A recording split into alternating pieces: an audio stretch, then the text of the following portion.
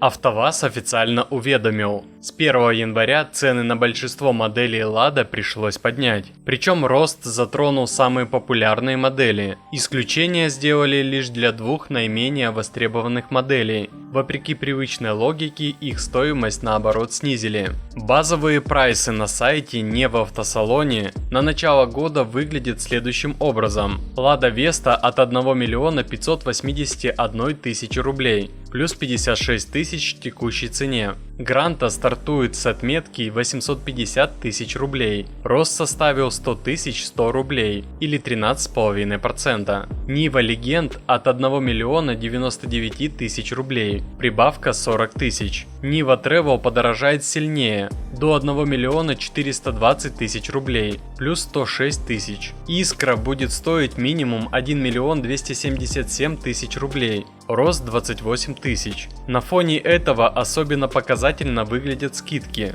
Непопулярную Ладу Ауру решено буквально обрушить в цене, минус 354 тысячи рублей, до 2 миллионов 245 тысяч. Универсал Ларгус тоже подешевел, минус 73 тысячи, старт 1 миллион 587 тысяч рублей. За счет этого по официальной версии среднее изменение цен по прайсу составит всего лишь плюс 0,5%. Красиво на бумаге, не поспоришь. Параллельно АвтоВАЗ строит планы на 2026 год. Выпуск 400 тысяч автомобилей, запуск кроссовера Lada Azimut, внедрение нового мотора 1.8 для Niva Legend и вывод на рынок обновленной Vesты Sport. Обо всем этом бодро рапортует глава компании Максим Соколов. И вот тут хочется сделать паузу. Потому что именно тот же Максим Соколов совсем недавно охарактеризовал ситуацию на рынке в прошлом году как драматическое падение продаж. Драматическое. И самое интересное даже не в этом, а в том, что у любого здравомыслящего человека возникает вполне логичный вопрос. А чему, собственно, АвтоВАЗ удивляется? Ведь это не стихийное бедствие, не внезапная катастрофа. Это именно тот результат, к которому вы шли. Именно вы месяцами и годами добивались повышения утилизационного сбора. Именно в кабинетах Минпромторга рисовались презентации о том, как рынок нужно оградить, защитить и закрыть. Рассказывали, как заградительные пошлины станут щитом отечественного автопрома, как китайцы испугаются и уйдут, как АвтоВАЗ расправит плечи и зальет рынок доступными машинами. План выглядел безупречным на слайдах. На практике все получилось немного иначе. Сегодня вы приходите в автосалон, смотрите на ценник обычной Весты и видите сумму за 2 миллиона рублей за отечественный универсал, за ту самую народную машину, которую годами позиционировали как доступную и массовую. И в этот момент иллюзии рассыпаются окончательно. Реальность, как обычно бывает, ударила всех участников рынка тяжелым гаечным ключом по голове. И сегодня мы видим итог того самого спасения автопрома. Давайте вспомним, как все начиналось. С каким упорством, граничащим с настоящим фанатизмом, подавалась идея повышения утильсбора. Это была полноценная пропагандистская кампания. Графики, прогнозы, разговоры о светлом будущем. Нам объясняли, что логика железная. Сейчас поднимаем сборы для импорта, китайские бренды либо уходят, либо задирают цены. АвтоВАЗ занимает освободившуюся нишу. Спрос хлынет на лады, заводы загружаются. Рабочие получают премии, акционеры дивиденды. Все довольны, идеальная картинка, слишком идеальная. Экономисты тогда предупреждали, вы идете не туда. Но эти голоса утонули в общем хоре оптимизма. И вот 2026 год. Мы стоим на пепелище этих планов и смотрим на цифры. План действительно сработал, но строго наоборот. Продажи рухнули. Не только у китайцев, вообще у всех. Включая те самые лады, ради которых все это и затевалось. Открываем актуальные прайсы у дилеров. Lada Vesta SV в более-менее нормальной комплектации за 2 миллиона рублей. 2 миллиона за Ладу. Всего пару лет назад за эти деньги мы морщились, глядя на японские кроссоверы, считая их чрезмерно дорогими. а сейчас нас просят считать это нормой. Седан Веста в нормальной комплектации ушел еще дальше, под 2,5 миллиона рублей. Это уже не просто дорого, это за гранью разумного для бюджетного автомобиля. Машины, которые создавали как доступный транспорт для массового покупателя. Попробуйте осознать абсурд происходящего. Народный автомобиль по цене квартиры в регионе. Человек приходит за машиной, а уходит с мыслью, что проще вложиться в капитальный ремонт старых «Жигулей» или вообще пересесть на общественный транспорт. Для людей старше 50 лет, переживших и 90-е, и дефолты, эти ценники выглядят откровенно издевательством. Они помнят, когда новые «Жигули» стоили несколько тысяч рублей. Да, инфляция, да, другие времена, все понятно. Но когда отечественная машина стоит как несколько годовых пенсий, это уже не экономика, это сюрреализм. И тут всплывает главный миф, которым нас кормили годами. Нам говорили, утилизационный сбор платит производитель или импортер.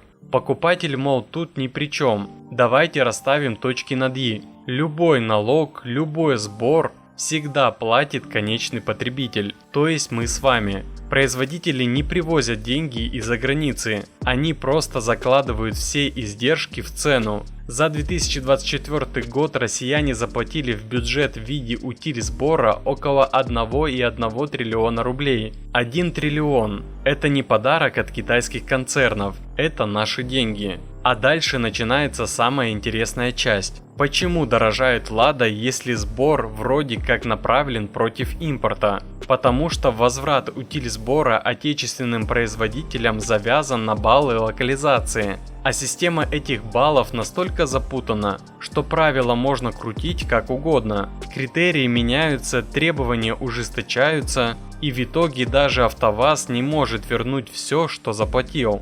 Сам Соколов публично признавал, заводу пришлось перечислить в бюджет десятки миллиардов рублей из-за новой Лады Искры и Весты, которые наполовину из китайских деталей. И эти деньги, разумеется, заложены в стоимость автомобилей. Вот и получаем парадокс. Хотели наказать китайцев, наказали покупателя. Хотели защитить завод, заставили его душить рынок ценами. Все по классике. Экономика здесь работает безотказно. Задираете цены при падающих доходах, спрос падает. Люди не побегут брать кредиты под 30% годовых ради Весты по цене недвижимости. Они просто откажутся от покупки. А дальше цепочка очевидна. Падение продаж, сокращение производства. Конвейер не может работать в холостую. Склад не резиновый. И вот уже вместо роста разговоры о сокращенной неделе. Вместо премий неопределенность для рабочих. Замкнутый круг. Защищали производство, в итоге его же и придушили. И самое тревожное, это только начало. Утильсбор будет индексироваться каждый год по утвержденной шкале, методично и неумолимо. Есть прогнозы, что к 2030 году в цене базовой гранты один только утилизационный сбор превысит 1 000 000 рублей.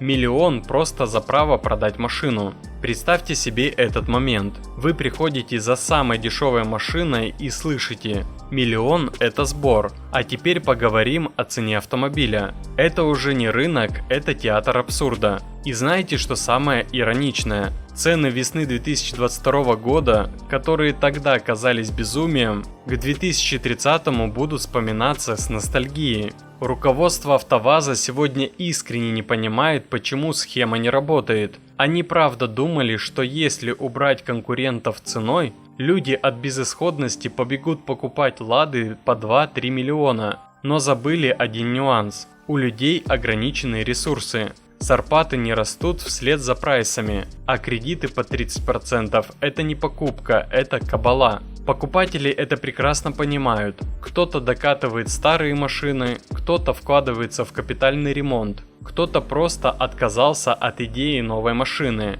а завод остается со складами и отчетами. Рынок не верит в презентации, он работает по своим законам. И никакими приказами их не отменить. В итоге защита автопрома обернулась его удушением. Борьба с конкурентами – войной против собственного покупателя. И теперь вопрос только один. Кого на самом деле защищает утилизационный сбор? Отрасль или чьи-то отчеты? И сколько еще мы готовы за это платить? Пишите свое мнение в комментариях. Ну и шутка на прощание. Сегодня ночью хакеры взломали сервера АвтоВАЗа и загрузили на них чертежи нормальных машин. А больше автоновостей, инсайдов и юмора вы найдете в наших Рутуб, ВК и Телеграм каналах. Подписывайтесь, ссылки в описании.